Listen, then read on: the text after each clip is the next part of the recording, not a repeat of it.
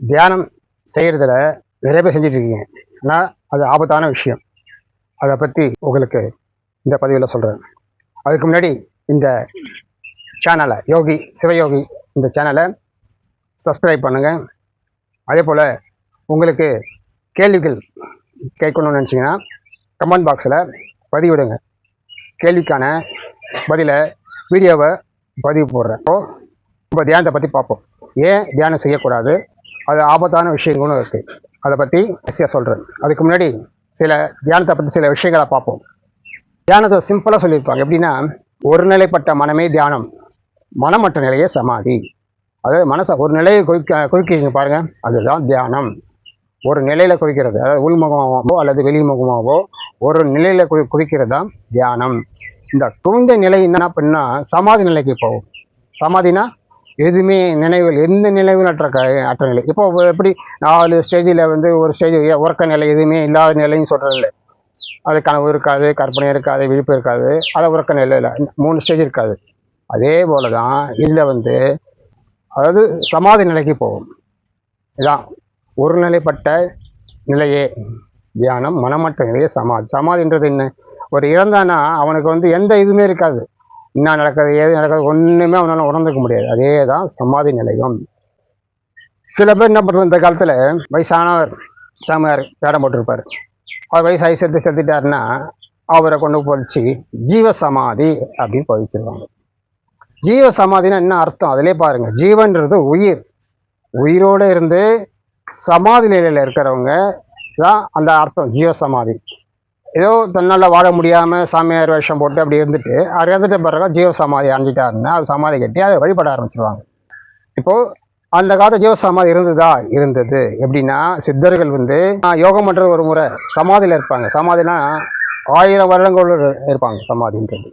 அகத்தியர்லாம் 3 தடவை 1000 வருடங்கள் இருந்தாருன்ட்டு சில சித்தர்கள் குறிப்பில் சொல்லியிருக்காங்க.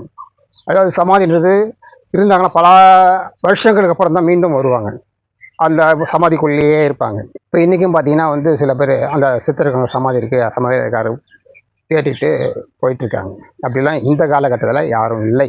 ஆனால் இருக்காங்க, எங்கே இருக்காங்கன்ட்டு அதுக்கப்புறம் சில பதிவுகள் அந்த மாதிரி தேடிக்கிட்டு மக்கள் ஓடுவாங்க. அங்கே ஜீவசமாதி இருக்காரு, இங்கே ஜீவசமாதியாக இருக்காரு அப்படின்ட்டு.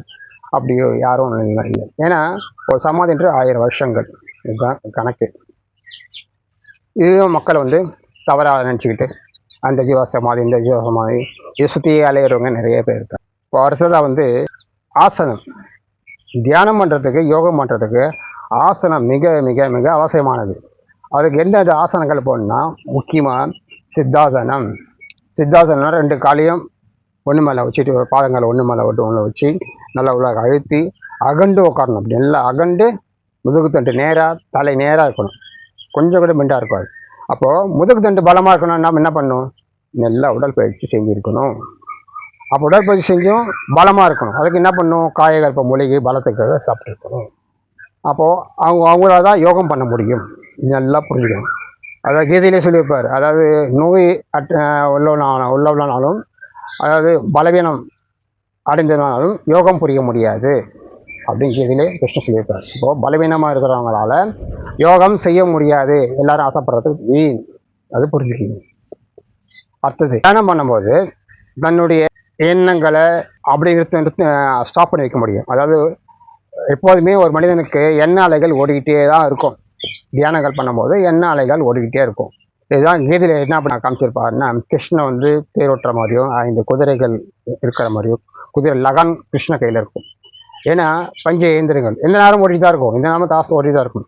இந்த லகான் கையில் இருக்கணும், அதை பிடிச்சி கண்ட்ரோல் பண்ணணும். இதுதான் யோகா பயிற்சி. இந்த கண்ட்ரோல் பண்ணுற தன்மை தெரிஞ்சிருக்கணும். அதுக்கு இந்த கண்ட்ரோல் பண்ணுறதுக்கு நம்ம உள்ளுக்குள்ளேயே சில விஷயங்கள் இருக்குது. அதை ஹிந்து தர்மத்தில் சூட்சமமாக இருக்குது, அது நல்லா புரிஞ்சுக்கணும். முன்னோர்கள்லாம் சுவாமி ரூபங்கள், சிற்பங்கள், அது மாதிரி ஆலயங்கள், புராணங்கள் இதெல்லாம் இருக்குது. இதெல்லாம் கொடுத்துட்டு போயிருக்காங்கலாம், எல்லாமே அதில் ரகசியங்கள் புதைஞ்சிருக்கு. நமக்கு தான் தெரியல.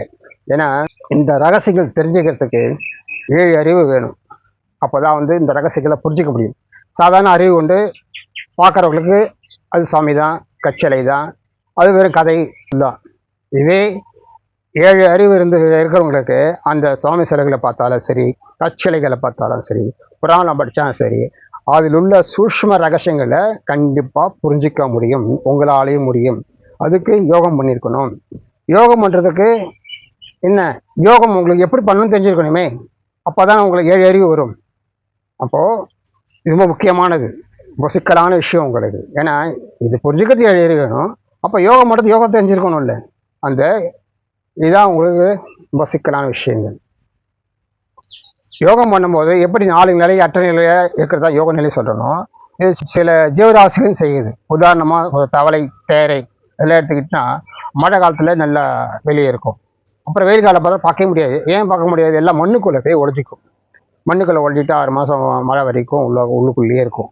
அதுக்கப்புறம் மழை பெய்யும் போது மழை தண்ணி மேலே பட்டுன்னு தானே வெளியே வந்து சத்தம் போட்டுக்கிட்டு விளையாட்டிட்டு இருக்கும். இது நீங்களே நல்லா பார்த்துருப்பீங்க. அப்போ 6 மாதம் அது போய் கண்ட்ரோலாக உள்ள இருக்க உட்கார முடியும். எப்படி உட்கார முடியாது? இதே மாதிரி தான் உள்ளுக்குள்ள இந்த சூஷ்ம விஷயங்கள் எல்லாத்தையும் எடுத்து வைக்கிற தன்மை, நாடியிலேருந்து ஹார்ட்லேருந்து எல்லாத்தையும் எடுத்து வைக்கிற தன்மை அதுக்கு இருக்குது. மனிதனுக்கு அது தெரியல, ஆனால் முன்னாடி செஞ்சாங்க. இன்றைக்கி உங்களால் புரிஞ்சிக்க முடியல. ஏன்னா அந்த புரிஞ்சுக்கிற அளவுக்கு புத்தி கூர்மை இந்த காலத்தில் கம்மி. அதே மாதிரி இன்னொரு உதாரணம் சொன்னால், பனிக்கரடி, போலார் பீர் நல்லா நீரோட்டமாக நல்லா இருக்கும்போது மீன்கள் நிறையா கூப்பிட்டு சாப்பிட்டுட்டு இருக்கும். பனிக்காலம் வந்துட்ட பிறகு என்ன பண்ணால் எல்லாம் ஐஸ்லாம் உறைஞ்சி போயிடும், மீன்லாம் கிடைக்காது. அப்போ என்ன பண்ணுவோம், சைலண்ட்டாக பனியிலே போய் நோண்டி அதுக்குள்ளே படுத்துக்கிட்டு 6 மாதம் வரைக்கும் அதுக்குள்ளேயே இருக்கும். அதுக்கப்புறம் 6 மாதம் ஆன பிறகு அதுக்கப்புறம் வெளியே வரும். அப்போது 6 மாதம் எப்படி அதுக்குள்ளேயே வாழ முடியுது உணவு இல்லாமல்? அந்த சூஷ்ம ரகசியம் தெரிஞ்சு வச்சுருக்கு. நமக்கும் அது மாதிரி தான் இருந்தது. அது மாதிரி தான் ஜீவசமாதிகள். இந்த மாதிரி சுவிட்ச் ஆஃப் உடம்பு வந்து அப்படி எல்லாத்தையும் எல்லா இயக்கங்களும் நிறுத்துகிற அந்த சூஷ்ம ரகசியங்கள் சித்தர்கள் கடைப்பிடிச்சாங்க. இதை புரிஞ்சுக்கணும். அதுதான் ஜீவ சமாதி அப்படின்னு அர்த்தம்.